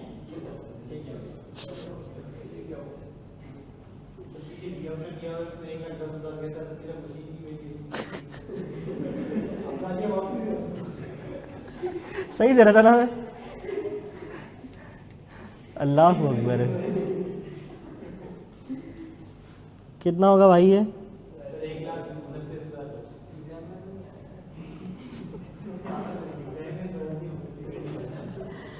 अब लैंड इज एक्वायर्ड ऑन यकम जनवरी 2007 at a cost of rupees 35,000। Estimated residual value जो है ना वो 5,000 है। एस्टिमेटेड यूजफुल लाइफ कितनी है? 8 साल। कंपनी यूज़ करती है straight line method of depreciation. On यकम जनवरी 2010 मैनेजमेंट रिवाइज करती है टोटल एस्टिमेटेड लाइफ 10 साल। The balance in the accumulated depreciation account on 31 December 2010 would be. देखो मैंने 35,000 का प्लान लिया ना, ठीक है। अच्छा फिर डेप्रिसिएशन कैसे करता हूँ? स्ट्रेट लाइन पे। तो रेजिडुअल वैल्यू माइनस होगी कितनी? 5,000। ये हो गया 30,000। 30,000 को डिवाइड कर दूंगा किससे? 8 साल से। तो एक साल की डेप्रिसिएशन कितनी आएगी? 3,750। अच्छा वो कह रहे हैं कि यकम जनवरी को मैंने सोचा कि एस्टिमेटेड लाइफ अब 10 साल है, सॉरी 3 साल बाद सोचा कि लाइफ कितनी है? 10 साल है। अच्छा मुझे एक बात बताओ कि 2007, 2008, 2009 का डेप्रिसिएशन कितना होगा? बताओ कितना? 11,250। ये क्या है? टिल 2009, ठीक है। अच्छा अब मैं 2010 के पहले सुबह पे खड़ा हूँ। अब मैं 1 जनवरी को खड़े होकर सोचता हूँ कि यार मेरी तो यूज़फुल लाइफ है ना टोटल 10 ईयर्स है, टोटल 10 ईयर्स है। कितने साल गुजर चुके हैं? तो 7 पे डेप्रिशिएट करूँगा, 7 पे डेप्रिशिएट करूँगा। तो मुझे बताओ कैरिंग अमाउंट कितनी है? बताओ कैरिंग अमाउंट कितनी है? कैरिंग अमाउंट कितनी है अभी? माइनस करो ज़रा। 23,750। रेजिडुअल वैल्यू कितनी है? 5,000 बोली हुई है, वही है ना। डिवाइड करो तो ज़रा रिमेनिंग यूजफुल लाइफ से। कितनी रिमेनिंग यूजफुल लाइफ है? 7। कितनी आती है? 2678.57 या प्लस कर दो 2678.57। अक्यूमुलेट आ जाएगा। 11,250 प्लस 2678.57 कितना आ रहा है? 13,928। चीता है यार आपका भाई। चलो, the net book value of the fix asset other than the free hold land, free hold land मतलब लैंड ही समझो, which has not been devalued. क्यों? हाँ डी है, ऐसा नहीं करो यार।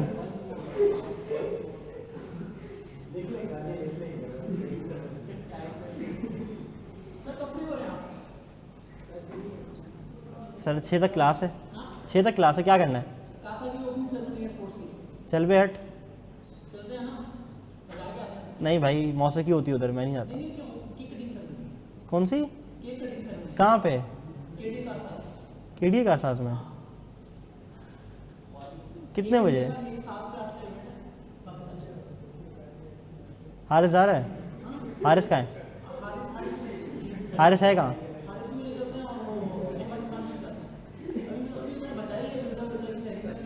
क्यों? तुम अंडरग्राउंड हो रहे थे? क्यों? सोचते हैं, चलो आता हूँ फिर देखते हैं। चलो देखते हैं। ओके।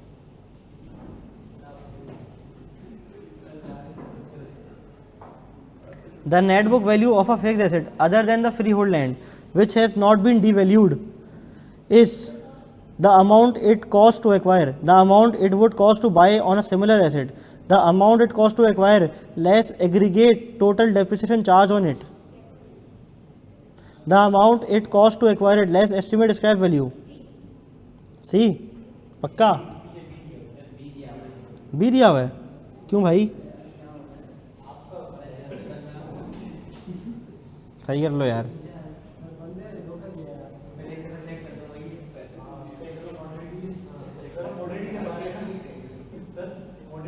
यार करवा तो मैं मॉडरेट ही रहूँगा इससे। चलो सही कर लो साथ साथ। अब लग रहा है पूरे करवाने पड़ेंगे मुझे इस चक्कर में।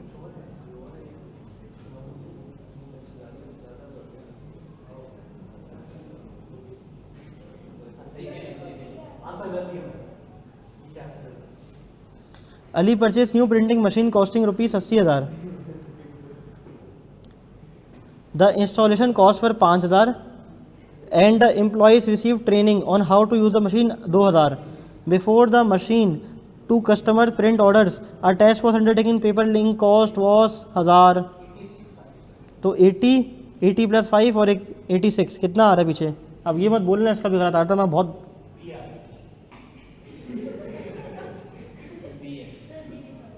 यार मेरे ख्याल पता है क्या हुआ होगा, इससे कोई नंबरिंग आउट हो गई है।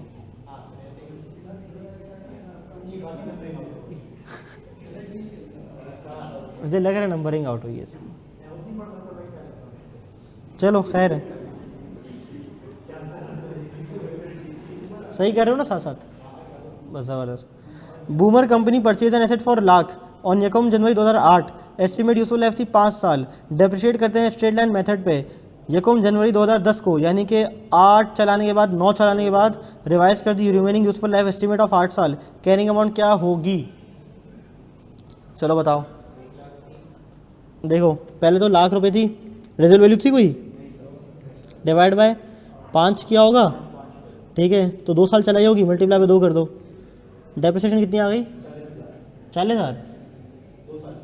हाँ जी 40,000 आ गई। इसको एक काम करो, मल्टीप्लाई बाय 8 कर दो,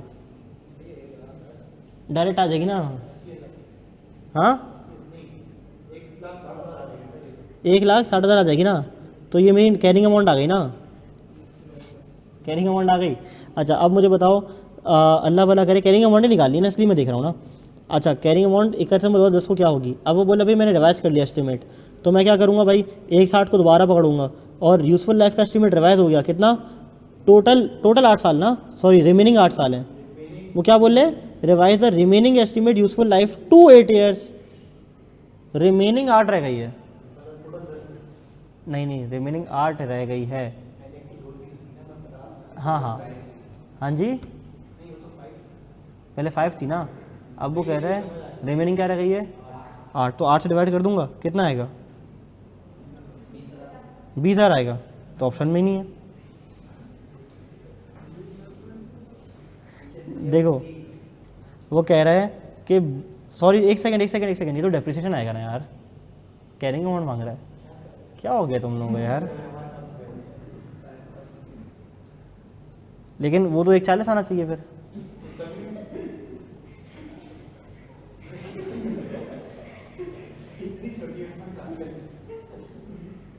देखो मैं वही सोच रहा हूँ, देखो मेरी बात सुनो, बूमर कंपनी ने एक एसेट परचेज किया है 1 लाख रुपए का, एस्टिमेटेड यूजफुल लाइफ थी 5 साल, डेप्रिशिएट करते हैं हम स्ट्रेट लाइन मेथड पे, तो 2 साल का डेप्रिसिएशन चार्ज होगा कितना कितना 20 40, तो कैरिंग अमाउंट आगे कब मेरी है, यकम जनवरी 2010 को, ऐसा ही है, ठीक है। फिर उसने बोला revise the remaining estimated useful life to 8 years, यानी कि अगर ये बोलते ना कि टोटल 8 है तो फिर मैं देखता कि कितने निकल गए, अब इसने बोला टोटल कुल जिंदगी ही 8 बाकी है, तो divide by remaining useful life करूंगा, कितना आ गया बोलो 20,000 आ गया। अब ये मांग क्या रहा है कि बताओ कैरिंग अमाउंट क्या होगी, बताओ कैरिंग अमाउंट क्या होगी, तो कैरिंग अमाउंट इसकी होगी 160 माइनस 20,000 इज इक्वल टू 1,40,000, ठीक है 1,40,000। अब एक काम करो, बी क्या आंसर हुआ पीछे, बी हुआ है ना, इसको 1,40,000 कर दो। पता नहीं यार ये क्या हुआ है, शुरू के एमसीक्यूज तो बिल्कुल ठीक हुए हुए थे। हाँ चलो ठीक है आगे बढ़ जाओ, शुरू के एमसीक्यूज इतने अच्छे आंसर हुए हुए थे, आगे जाके लगता है किसी ने फुड़का दिया। भाईजान वो बोल रहा है मुझे ज़रा बताओ 2010 के एंड पे इसकी कैरिंग अमाउंट क्या होगी, वो मैं कैसे निकालूंगा। उसने मुझे बोला भाई 2 साल तक तो नॉर्मल 10 साल में डेप्रिशिएट किया मैंने, तो 20 हज़ार कितनी आ गई मेरी बोलो, हाँ जी 40 आ गई, 40 आ गई मेरे के पास, क्या बोलो डेप्रिसिएशन आ गई 2 साल की, तो कैरिंग अमाउंट कितनी बनेगी, हाँ जी 60 बनेगी कैरिंग अमाउंट। अच्छा ये 160 क्यों लिखा, तो तुम लोग ने लिखवाया ना यार, अल्लाह के बंदो यार तुम लोग क्या लोग हो यार, ऐसा नहीं किया करो ना यार, ऐसा नहीं किया करो ना यार, ऐसा नहीं किया करो। 60,000 ठीक है, चलो 60,000 आ गया डेप्रिसिएशन। अब मुझे बताओ दोबारा से 60,000 डिवाइड बाय 8 कितना बनता है, हाँ जी 7,500। अब 60,000 माइनस 7,500, अल्लाह के बंदो यार ये कैलकुलेशन एरर नहीं करवाया करो मुझसे प्लीज़ यार।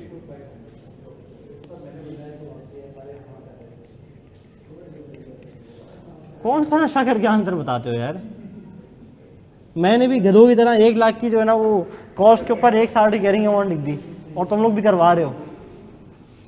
अभी ये लेक्चर रिकॉर्ड होकर बाहर मार्केट में आएगा, लोग क्या बोलेंगे, कैसे नल्ले बच्चे हैं।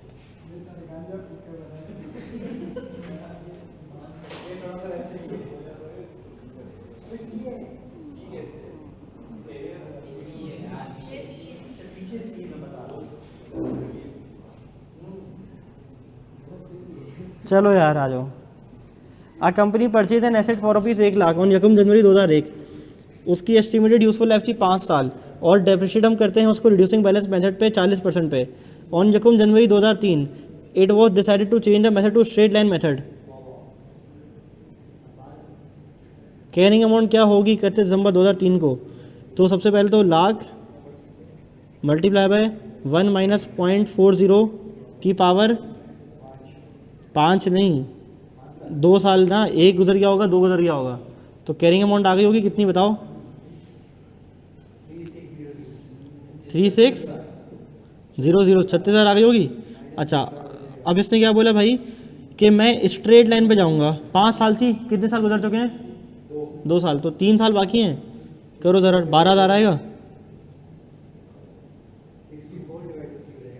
64 डिवाइड बाई 3 हो जाएगा, क्यों तो 36 किसने बताया मुझे ये, मैंने डेप्रिसिएशन नहीं मांगी, मैंने कैरिंग अमाउंट मांगी है यार, अल्लाह के वली हूँ क्या कर रहे हो यार।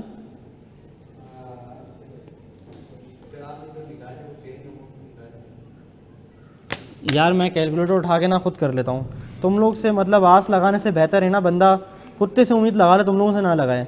81,000 आएगा, सॉरी मैंने भी 10% लगा दिया, 36,000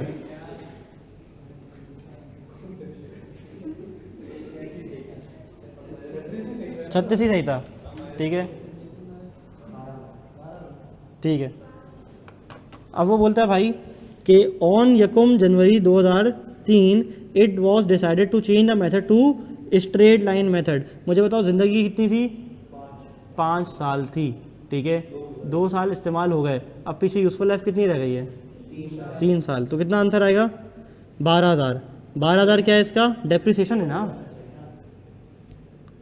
12 3 36 होता है भाई। तो 12,000 क्या क्या डेप्रिसिएशन। अच्छा अब मुझे बताओ कैरिंग अमाउंट मांगी है, कैसे? 36 माइनस 12 कितना हो गया? कितना? बी, यही आ रहा है या वो नंबरिंग गलत हुई है, मैं मान नहीं सकता वैसे।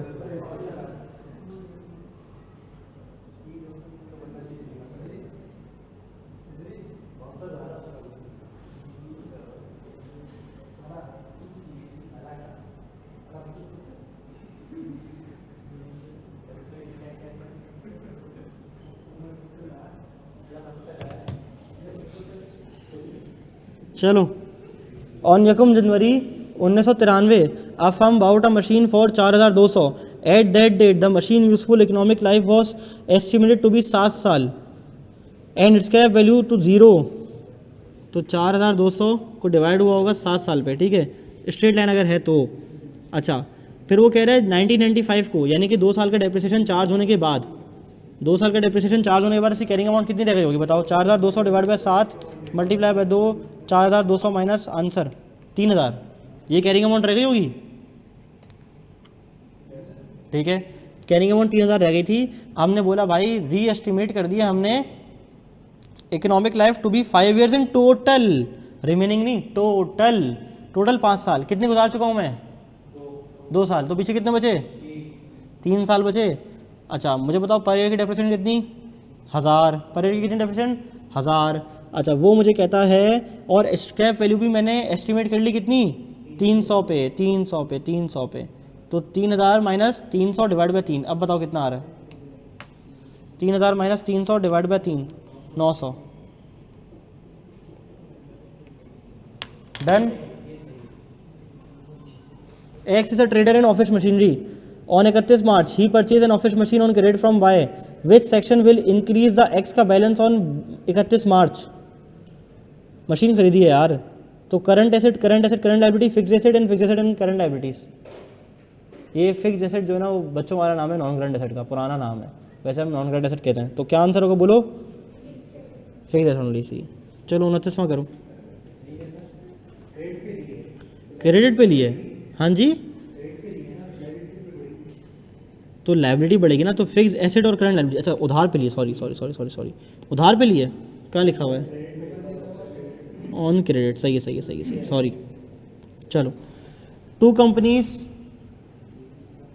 सलातुल मगरिब, बस आ रहा हूँ ऑफ करके, बस मैं ऑफ करके आऊँगा, 2 MCQs रह गए। 2 companies each purchase a car for 10,000 at the beginning of year 1। Company G करती है straight line method of depreciation at rate of 5% per annum, यानी कि वो 10,000 पे 5% लगाती होगी, लेकिन कंपनी एच जो है ना रिड्यूसिंग बैलेंस मेथड करती है 20% पर एनम पे। डिफरेंस क्या होगा डेप्रिसिएशन में फॉर ईयर 2? जी की ग्रेटर होगी देन एच। अच्छा अब ए या सी होगा? हाँ ए या सी होगा ना, बताओ कितनी ज़्यादा होगी ईयर 2 में? दोनों की ईयर 2 की मशीन निकालनी पड़ेगी तुम्हें डेप्रिसिएशन।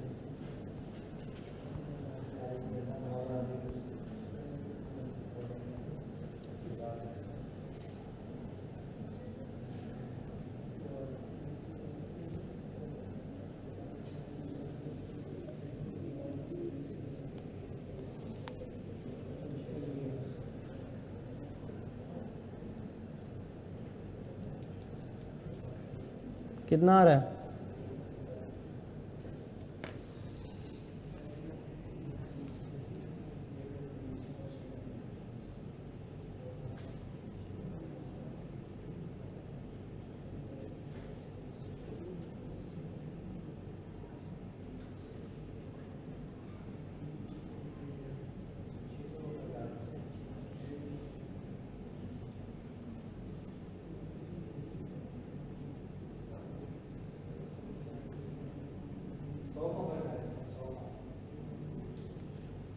100 का आ रहा है।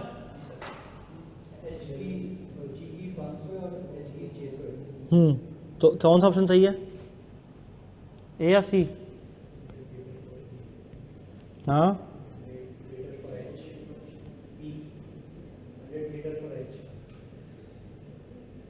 तुम लोग को क्या आ रहा है? क्वेश्चन समझ नहीं। इन्ना लिल्लाहि व इन्ना इलैहि राजिऊन। मैं उम्मीद करके बैठा हूँ टिक लगवाओ, क्लास बंद करूँ, तुम लोग कुछ।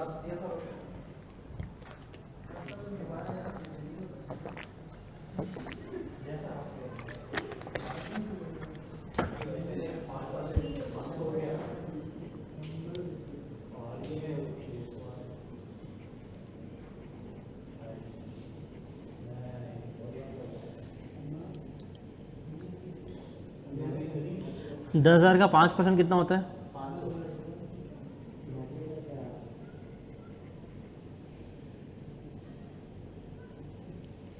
10,000 का 20% कितना? रुक जाओ ना यार, कहाँ बच गया? तो 2000 का मुझे 80 वो बता दो ना, 2000 का 95% कितना आ रहा है? हाँ 1600,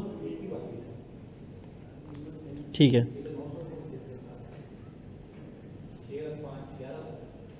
हाँ जी 1100 कैसे आ रहा है? 2 companies each purchase a car for ₹10,000 at the beginning of year 1। Company G use करती है straight line method eight 5% per annum.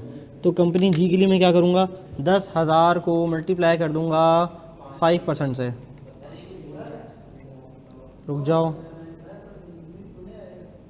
जाओ यार एक काम करो, मुझे कोई ढंग का कैलकुलेटर दो साइंटिफिक यार।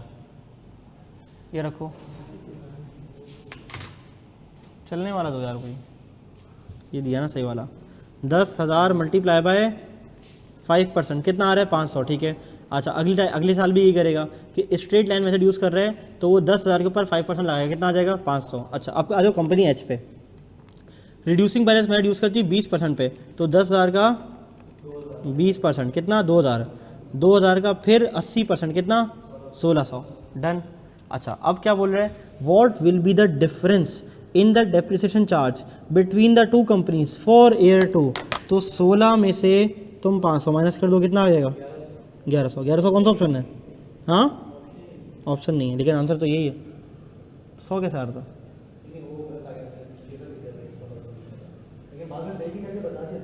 1100 आ रहा है ना? तो क्या चीज़? बी बनेगा, उसके पीछे 1 घंटा और लगा दूँ। हाँ ये हो सकता है कि 1100 और इन्होंने 100 लिख दिया हो, ऐसा कर लेंगे इसको, ठीक है। चलो, the balance on a firm's plant and machinery account on यकुम जनवरी 1996 was ₹5,000। During the year the following transaction took place on the date shown. यकुम मई को प्लांट आया था 750 का, plant which had originally cost 750 sold. यकुम सितंबर new machinery costing ₹3,000 was purchased. अगर डेप्रिसिएशन मैं कैलकुलेट करता हूँ 10% स्ट्रेट लाइन मेथड पे, using the straight line method depreciation बता दो मुझे 1996 की।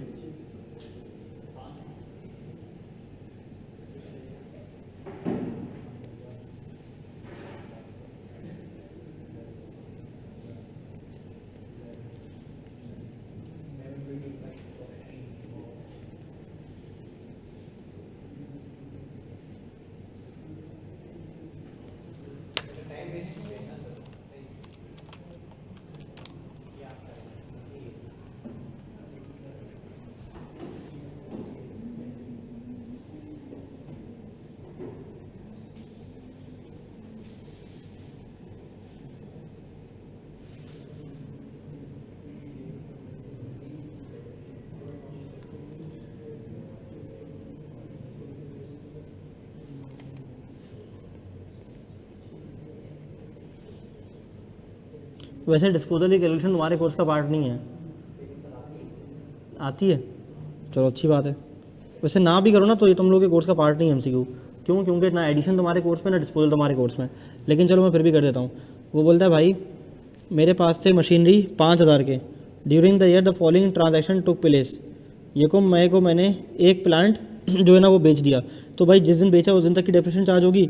और नीचे वाला क्या कह रहा है कि नई मशीनरी मैंने परचेज़ की है और स्ट्रिक्ट टाइम बेसिस में मुझे डेप्रिसिएशन चाहिए, तो बस जिस दिन परचेज़ की उससे ईयर एंड तक डेप्रिसिएशन सबको मिला के टोटल कर दोगे।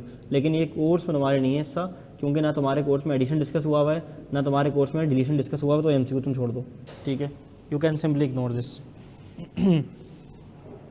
डन। अच्छा ये लिख देना कि 30वां एमसीक्यू रिमूव करना है, ठीक है, 30 रिमूव करना है। डन, पक्की बात है। अच्छा ऑफ किसने बोला यार, ऑफ किसने बोला? चलो अच्छा, अब मुझे जरा बताओ कि आई कैप के कितने एमसीक्यू रह गए? हाँ जी 20 रह गए बस। कौन कौन से? आखिरी वाले, यानी कि कहाँ से कहाँ तक? 31 से 50 तक, 31 से 41 50 19 और 20, ठीक है। अच्छा और एग्ज़ाम क्रैकर में कितने हैं टोटल? कितने हैं? 25 हैं, ठीक है। तो 25 और 20 कितने हो गए? 45। कल की क्लास में मुलाकात करते हैं इंशाल्लाह ताला। 1.5 घंटे के अंदर हो जाना चाहिए वैसे, ठीक है। कल क्लास है, बिल्कुल है। कितने बजे मैं देख लेता हूँ अभी क्या टाइम टेबल बनता है। हाँ जी अच्छा वैसे एक बात सुनो, बात सुनो, बात सुनो, बैठो बैठो बैठो बैठो बैठो बैठो।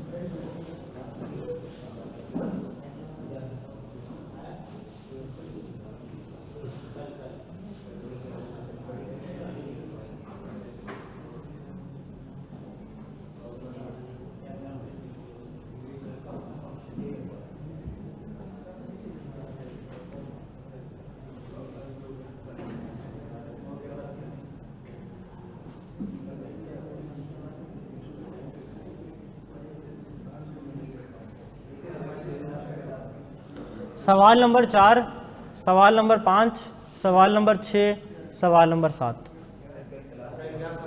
क्या चीज़? तुमसे पूछ के थोड़ी रखूँगा, कल ख़त्म करा रहे हैं टॉपिक। क्या? देखो अभी पढ़ लो, आखिर में ना दुआएं दोगे कि टाइम पे कोर्स ख़त्म कराया और चले गए। नहीं अभी नहीं दे रहे ना, वरना आखिर में रिजल्ट डे पे आते हो सर कोर्स इतना एंड में चला गया था ना कि सेल्फ स्टडी का टाइम नहीं मिला। तो थोड़ा सा ग्रिंड कर लो अपने आप को शुरू में, ताकि आखिरी दिन अय्याशी करो, सिर्फ रिवीजन करो। डन। कल की क्लास में मुलाकात करते हैं। सवाल नंबर 4, 5, 6, 7 आपका होमवर्क है, मैं चेक करूँगा। ख़त्म हो जाएंगे ना 7 के बाद? एक्सटेंडेड भी दे दूँ क्या? एक्सटेंडेड वाले भी थे ना मेरे पास, तो वो सारे हो गए, वो सारे हो गए भाई। पीडीएफ इंशाल्लाह देखो हम कोशिश करेंगे हम क्लास में ख़त्म कर दें, बात समझ आ रही है? तो क्लास में ख़त्म कर लो पीडीएफ, वरना पीडीएफ तुम्हारे सर में तलवार बन के लटकती रहेगी कि यार सवालात नहीं हुए। और कोई आस पड़ोस के दोस्त तुम्हारे अगर आईकैप की किताब से पढ़ रहे हैं तो उनको तुम भरम करवा सकते हो कि आपके भाई ने आईकैप की भी सारे सवालात कर लिए, एमसीक्यूज भी कर लिए, वाले एमसीक्यूज भी कर लिए, वाले एमसीक्यूज भी कर लिए, ठीक है, और नए नए सवाल भी कर लिए। बात समझ आ रही है? तो सवाल नंबर 4, 5, 6, 7 आपने करके लाना है। रोना आएगा, किराया आएगा, कुछ भी करो, तिलावत लगाओ, ठीक है, जो सुनना है वो सुनो, जो देखना है वो देखो, ड्रामे लगाओ, सीज़न लगाओ, अल्लाह माफ़ करे, अस्तगफिरुल्लाह, ठीक है। और उसके बाद तुम सवाल सॉल्व करते रहो, लेकिन सवाल सॉल्व करो, ठीक है, लाजमी।